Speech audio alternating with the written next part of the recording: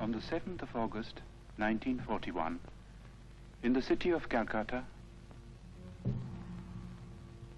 a man died.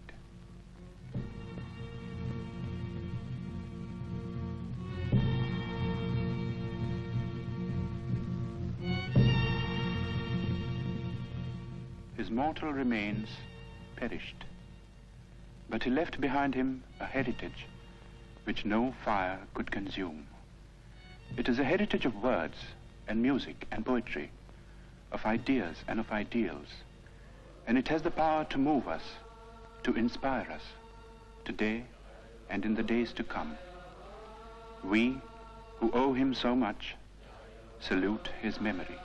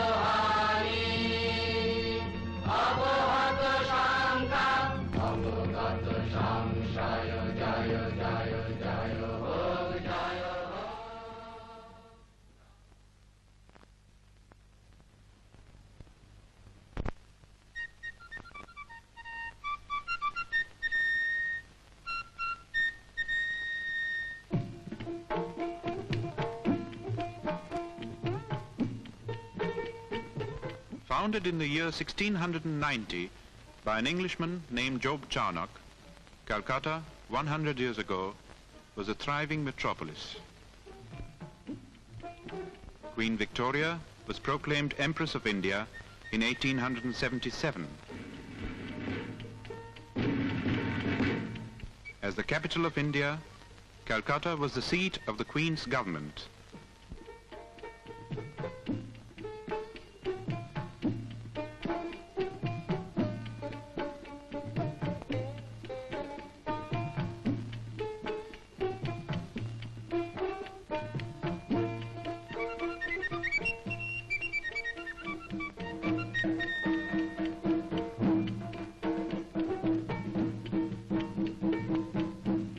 In the northern part of the sprawling city, in the area known as Jorashako in Chitpur, was the family residence of the Tagores. The Tagores had an impressive lineage. It dated back to the first group of learned Brahmins that came from Kannauj and settled in Bengal in the 8th century. 1,000 years later, Panchanan, a descendant, came to the new city of Calcutta and found a lucrative position with a British shipping company.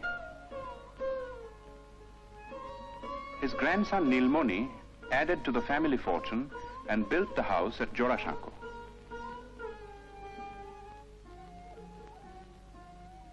The peak was reached with Nilmoni's grandson, one of the most brilliant and colorful figures of the 19th century. Rabindranath Tagore combined cultured sophistication with a largeness of heart and a rare degree of business acumen. Coal, sugar, indigo, exports, banking, newspaper. There was no end to his enterprises, and he succeeded in all. If his earnings were fabulous, so were his spendings.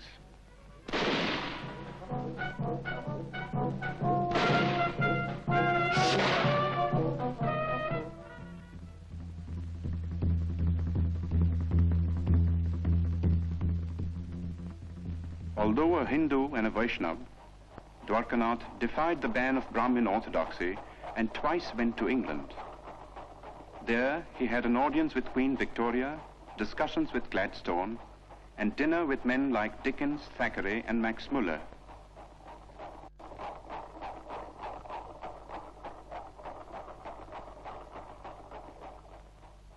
Shortly before his death in England, Dwarkanath had written to his eldest son in Calcutta, reproving him for neglecting the family's business affairs.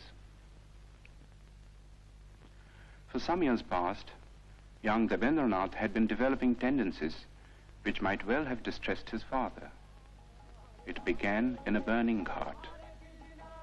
The last rites were being administered to Rabindranath's grandmother. Not far away, on the riverbank, sat Rabindranath. Like many a rich man's son, he had been leading a wayward life. But tonight, he was overcome by a strange feeling.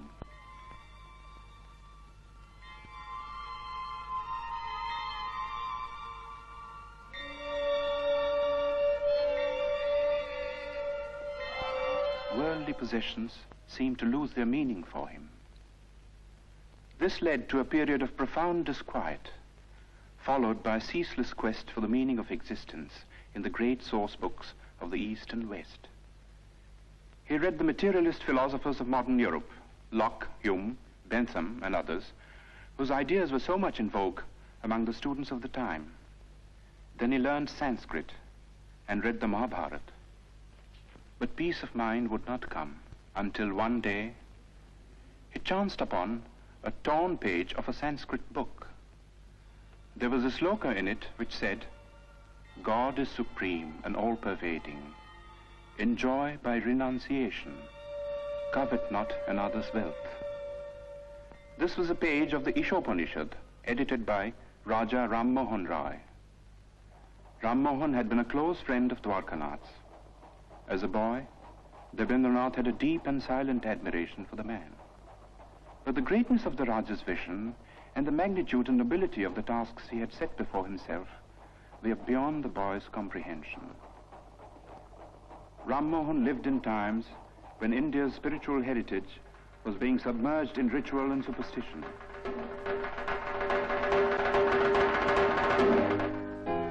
While in the West, a whole new concept of humanity was emerging.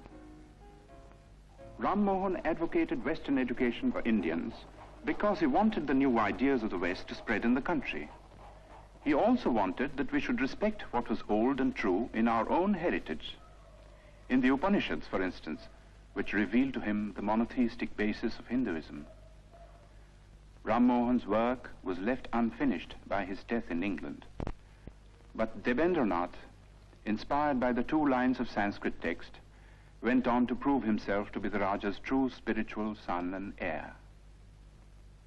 Rabindranath suffered social ostracism for preaching the monotheistic faith that he called Brahmoism, but to his followers, and there were many, he was Maharshi, the great sage. When Rabindranath was born, the Maharshi was 45 years old. His wife Sharada Muni was 33. Rabindranath was the 14th child.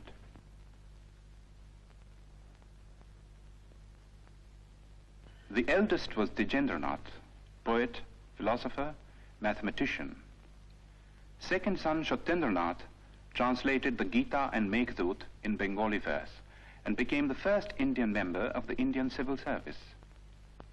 The 5th son Jyotirindranath was a born musician, translated Moliere and Sanskrit dramas into Bengali, and wrote and staged some of the most popular Bengali plays of his time.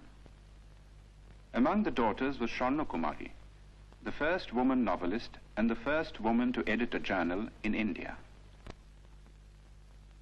Indeed, it was a household which hummed with artistic activity.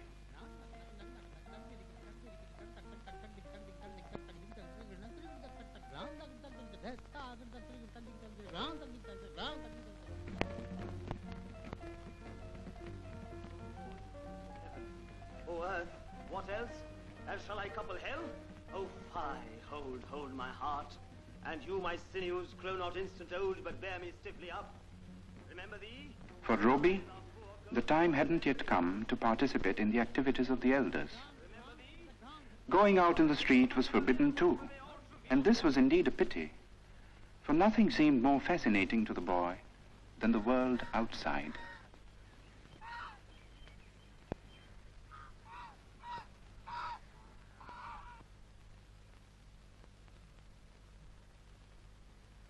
At the age of 7, Roby was sent to school. See a box. তুমি কি একটি বাক্স দেখিতে পাইতেছ? Yes, I can see a box. হ্যাঁ, আমি একটি বাক্স দেখিতে পাইতেছি।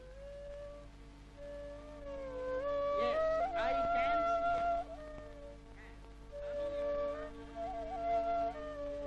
Robbie went to 4 schools and hated them all. But to say that he lacked education would be wrong. For his third brother Rabindranath saw to his studies at home, and it was all done by the clock.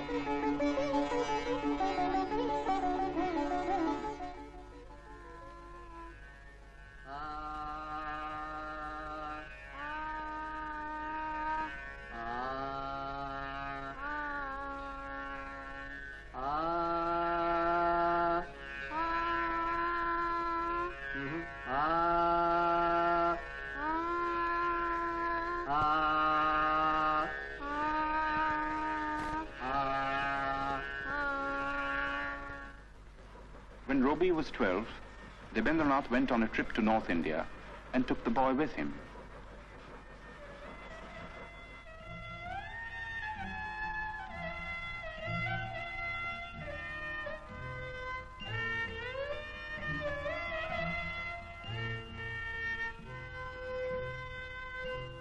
The last stop on a long tour was the rest house on Bakrota, the highest hill in the hill station of Dalhousie in the Punjab.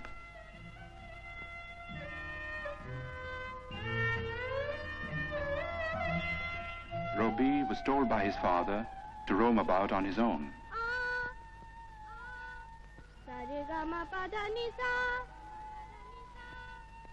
He was also taught to rise before the sun.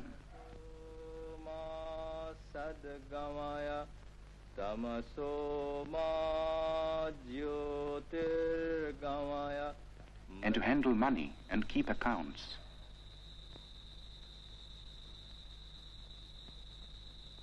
The days often ended with a boy singing devotional songs to his father.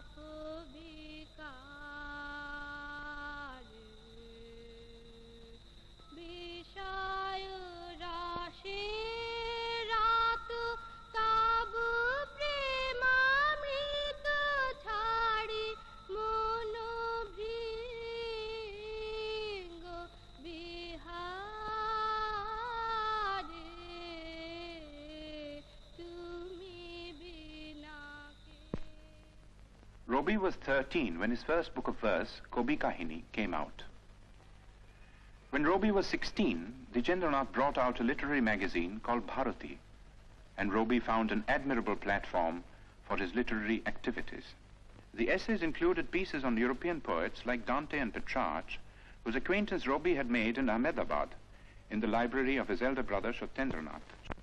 Satyendranath's wife, Ganadhanandini, who was staying in England with her 2 children, was a remarkable woman who had been persuaded by her husband to come out of orthodox seclusion.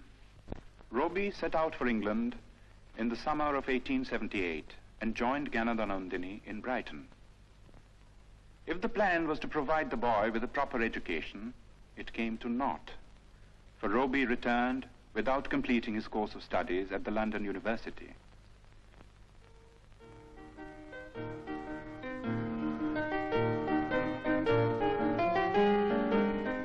While in England, Rabindranath had become acquainted with Western music. Some of the tunes he had learned found their way into his enchanting opera, Valmiki Pratibha.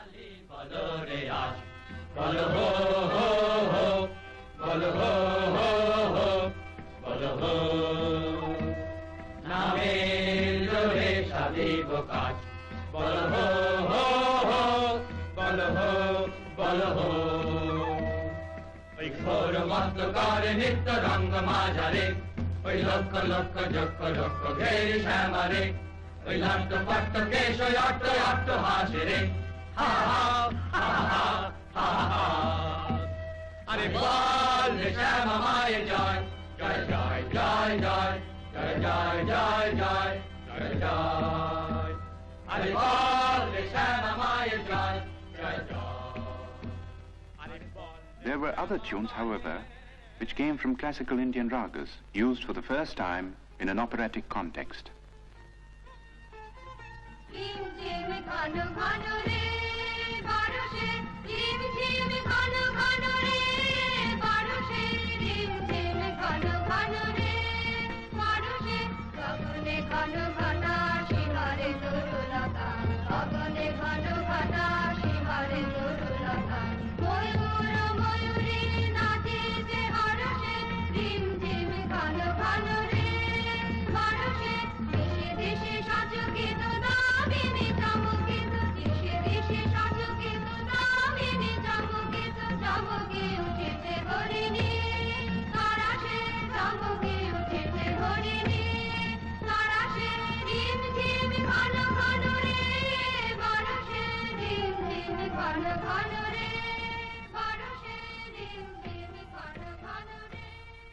Valmiki Pratibha was staged in the Tagore residence with Rabindranath in the role of the bandit-turned-poet.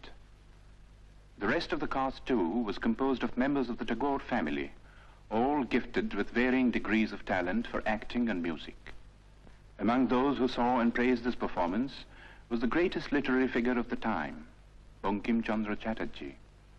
A year later, when Rabindranath's Shanda Sangeet was published, Bankim Chandra personally congratulated the poet and acknowledged his preeminence among the rising writers of the day. Of all the members of Robi's family, two were closest to his mind and heart. They were Jyotirindranath and his wife. Kadambari Devi was 2 years older than Robi.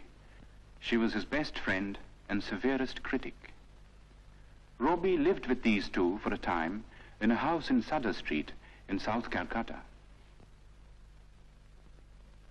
One morning, a strange experience befell the poet.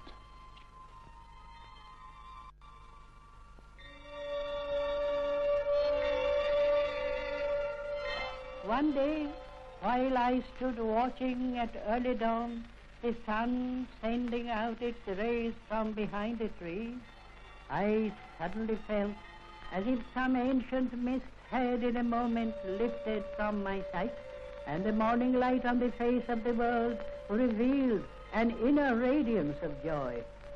The poem I wrote on the first day of my surprise was named The Awakening of the Waterfalls.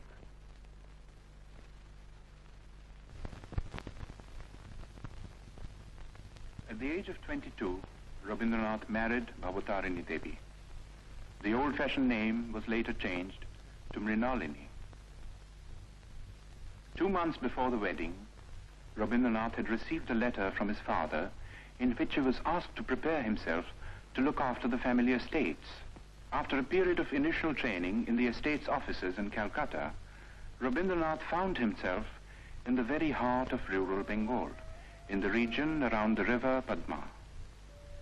With a worldly wisdom unusual in a poet, but characteristic of the Tagores, Rabindranath in later life set about in a practical way to improve the lot of the poor peasants of his estates, and his varied work in this field is on record.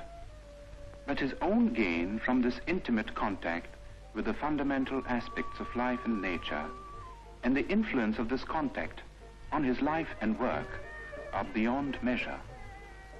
Living mostly in his boat and watching life through the window, a whole new world of sights and sounds and feelings opened up before him.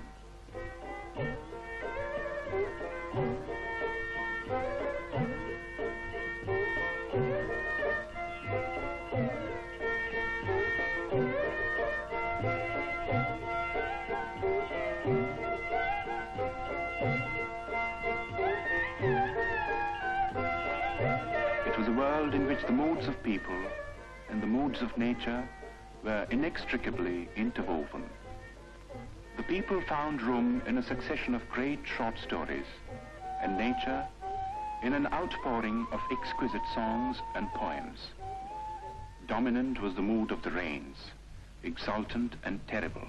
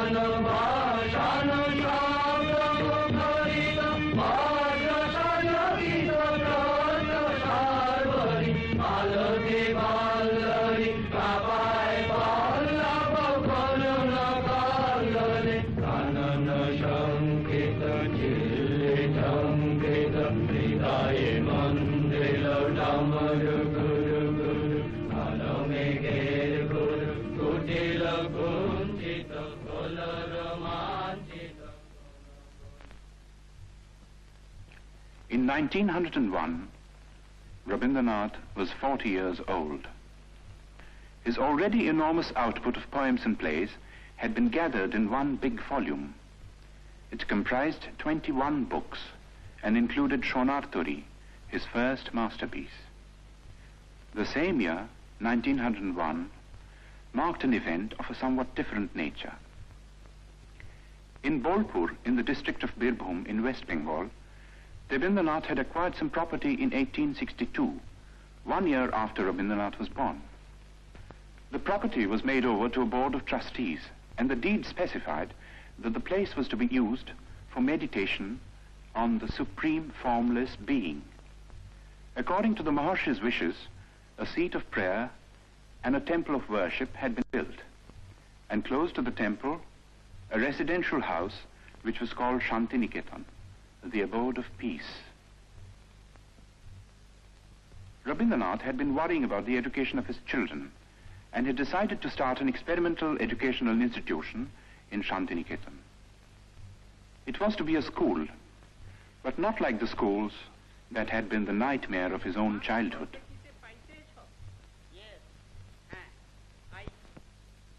It was to be like the forest hermitages of classical India.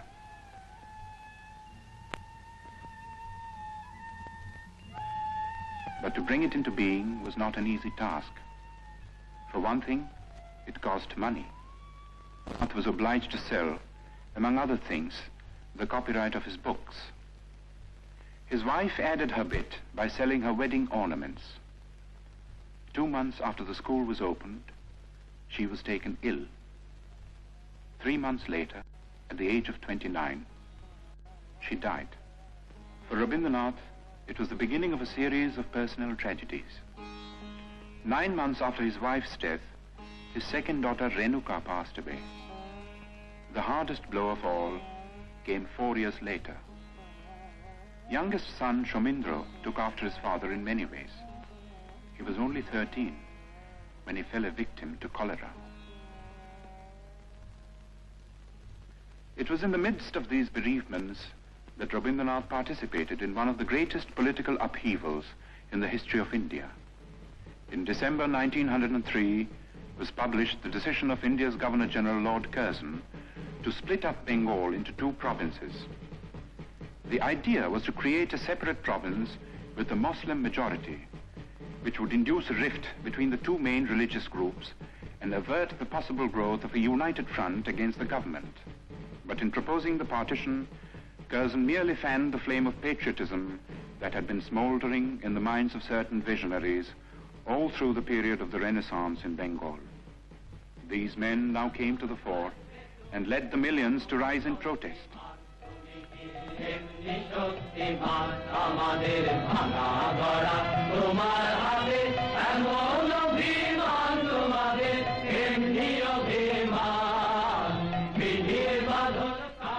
The series of stirring patriotic songs which Rabindranath composed for the occasion were sung in procession in the streets of Calcutta, with the poet himself in the lead.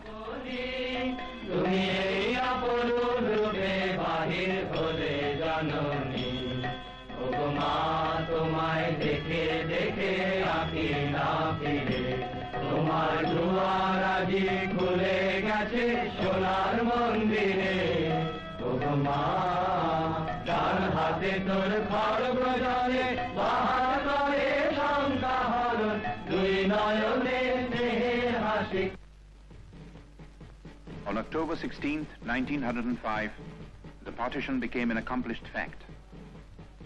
In a form of protest that only a poet could conceive, Rabindranath turned the black day into a mass festival of Rakhi Bandhan, the tying of the band of friendship.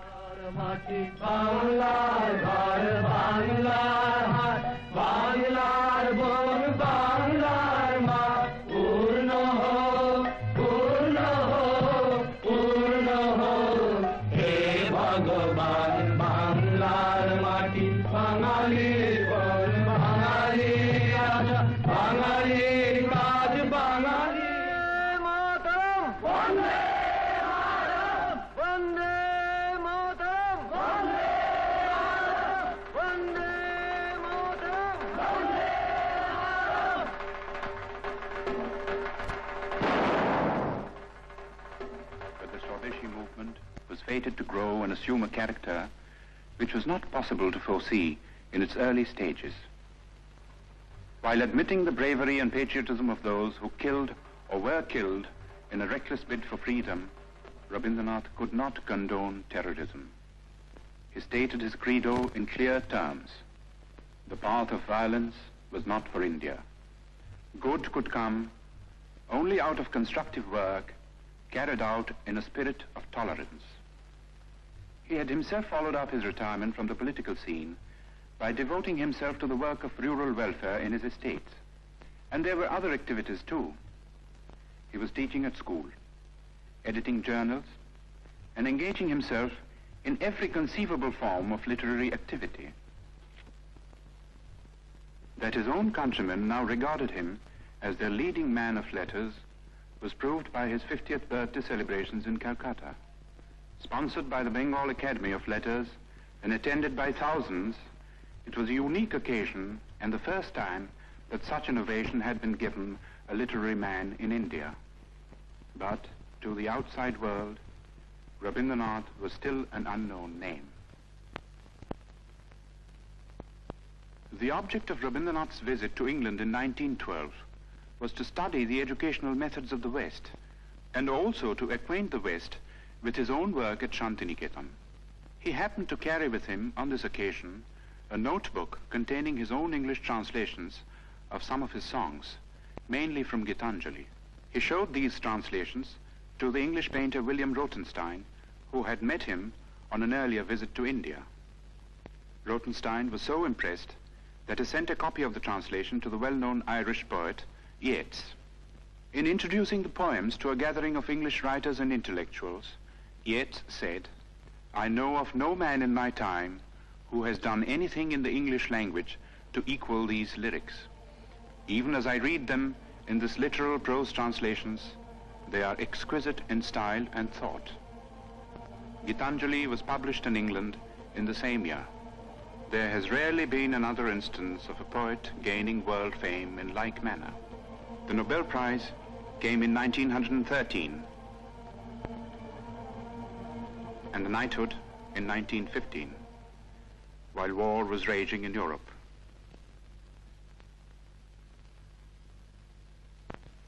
Touring the United States and Japan in 1916, Rabindranath made eloquent appeals for peace.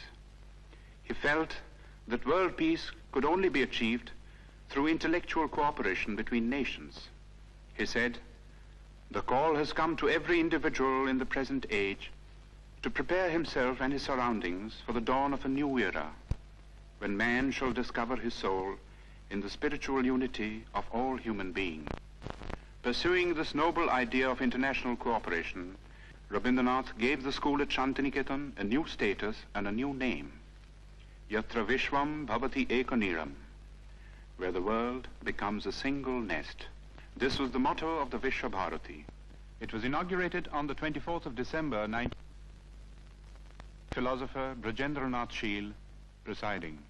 Rabindranath made over the entire Nobel Prize money towards the building of this university. While peace had been restored in Europe, in India there was unrest. The Rowlatt Bill, designed to suppress all political movements, dashed India's hopes of gaining the self-government that the British rulers had kept promising through the war years. Dominating the Indian political scene at this time was Mohandas Karamchand Gandhi, who, as a barrister in South Africa, had fought for the rights of the Indians living in that country. As a protest against the Rowlatt Act, Gandhi launched a movement of passive resistance. But the masses misinterpreted the movement, and following a rumor of Gandhi's arrest, violence broke out in many parts of the country. As a result of this, the government started taking repressive measures out of all proportion to the magnitude of the violence.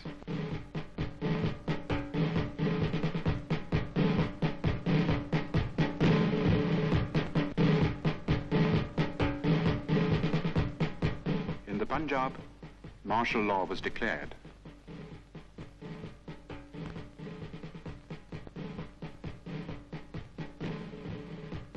In charge of the troops at Amritsar was Brigadier General Dyer. On the first day of the month of Vaishak, a crowd gathered in Jallianwala Bagh, as it had done every other year. It was a peaceful crowd, but Dyer was taking no chances.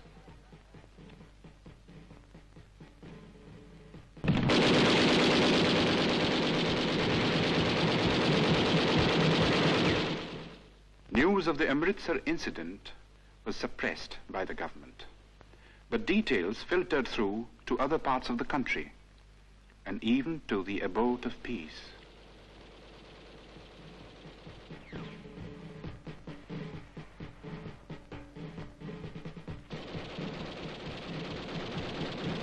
Rabindranath rushed to Calcutta. But the Defence of India Act was still in force, and no leaders would support him in a plea for a meeting of protest.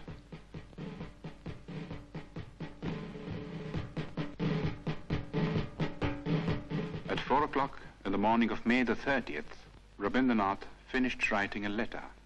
It was addressed to the Viceroy. Condemning the government for the killing in the Punjab, Rabindranath ended by saying, "And I, for my part, wish to stand shorn of all special distinctions by the side of my countrymen, who, for their so-called insignificance, are liable to suffer degradation not fit for human beings. And these are the reasons which have painfully compelled me to ask Your Excellency to relieve me of my title of knighthood."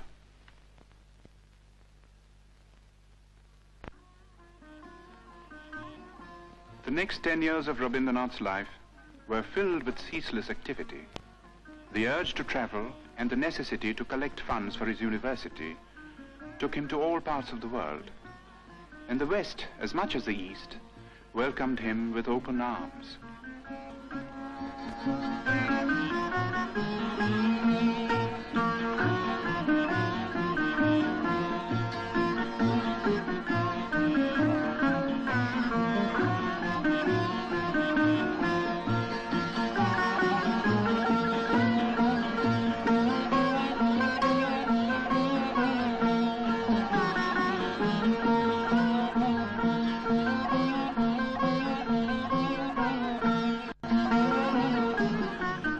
Wherever he went, he spread the message of peace and stressed the importance of intellectual cooperation between nations. He said, We ought to know that isolation of life and culture is not a thing of which any nation can be proud. In the human world, giving is exchanging. It is not one-sided. He also said, I do not put my faith in any new institutions, but in the individuals all over the world who think clearly, feel nobly, and act rightly. They are the channels of moral truth. His great humanist ideas found an echo in the best minds of Europe, and some of them became his close friends.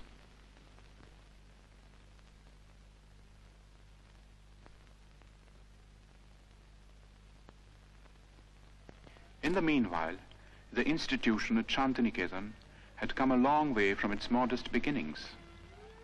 Its scope for studies had greatly increased. There was Kalabhavan for the study of painting, under masters like Nandulal Bose.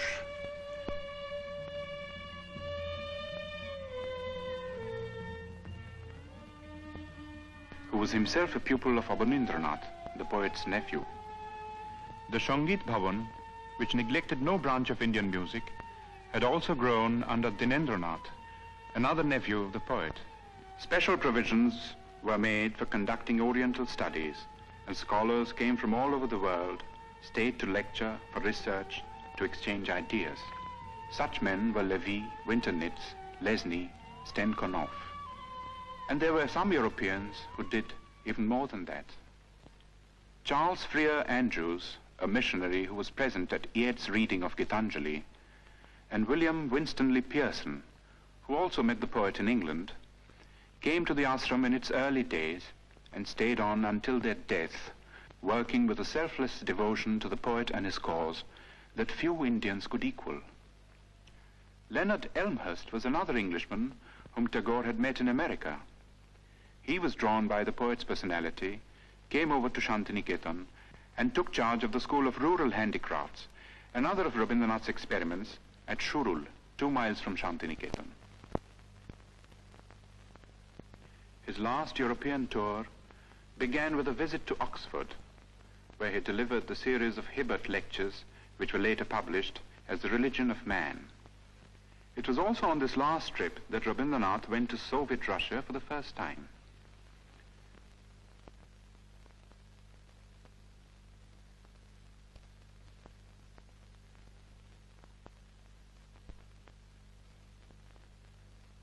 On the eve of his departure from Moscow, he told his hosts, "You have recognized the truth that in extirpating all social evils, one has to go to the root, and the only way to it is through education." In Russia, as well as in other countries that he visited on this tour, Rabindranath held exhibitions of his paintings. At the age of 70, Rabindranath had found a new outlet for his creative urge. It was astonishing the way it started.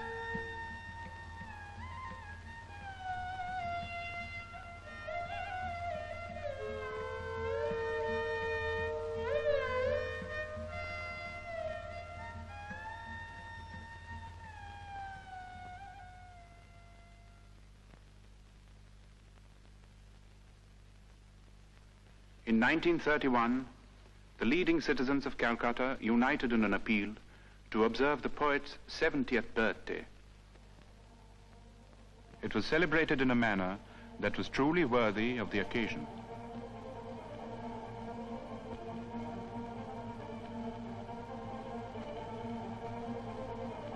The Golden Book of Tagore was a testimony to the love and reverence that the intellectuals of the world bore for Rabindranath. Its sponsors consisted of 3 Europeans and 2 Indians. There was Romain Rolland from France, Albert Einstein from Germany, the poet Kostas Palamas from Greece. The Indians consisted of the scientist Jagadish Chandra Bose, who had been the poet's closest friend for 40 years. The other Indian was Mahatma Gandhi. In physical appearance, in personal habits, and in general outlook, the two differed considerably. At several moments of crisis in India's political history, the two had disagreed over the course of action, but these were on the surface. Their deeper affinity transcended all occasional barriers.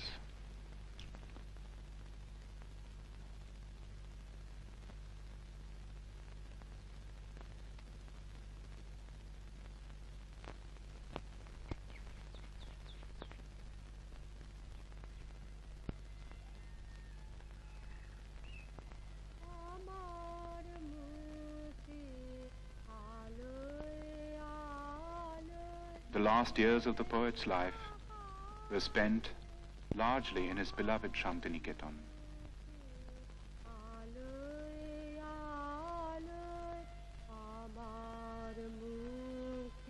He had a choice of small houses built for him, for he never liked to stay in the same house or even in the same room for long. It was, in a way, symbolic of the refusal to get into a rut which marked his whole life. In his writings, he was now producing some of his most striking, original, and mature works. And these included textbooks and nonsense rhymes for children. Not an unusual occupation for someone who had loved and understood children so well and done so much to mold them for a better future.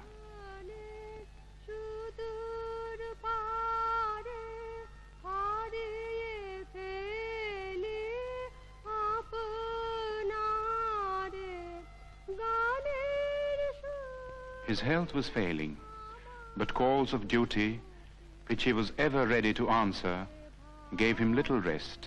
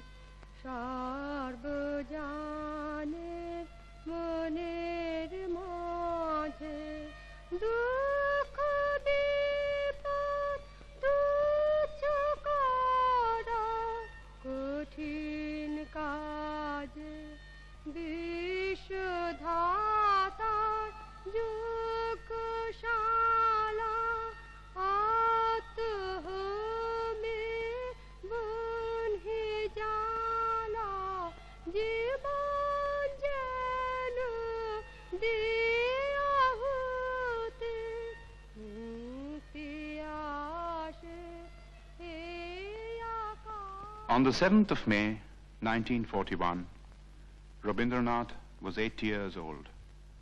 3 months later, he was to leave Shantiniketan, never to return.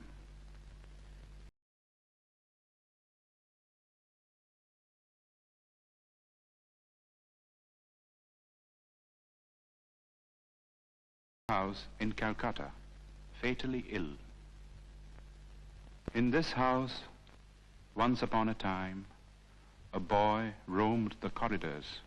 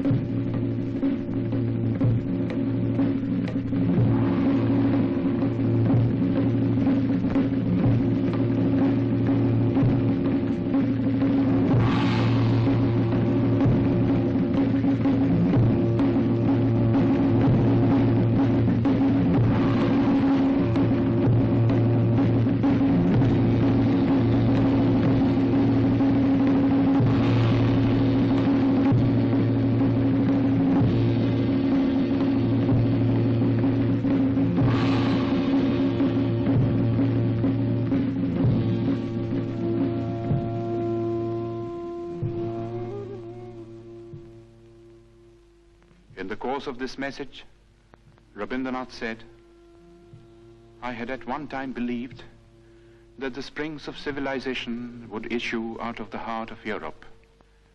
But today, when I'm about to leave the world, that faith has deserted me. I look around and see the crumbling ruins of a proud civilization strewn like a vast heap of futility.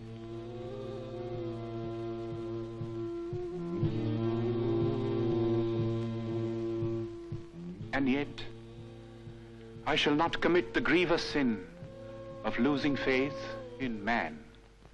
I shall look forward to a new dawn, to a new chapter in history when the Holocaust will end and the air will be rendered clean with the spirit of service and sacrifice. Perhaps the dawn will come from this horizon, from the east, where the sun rises.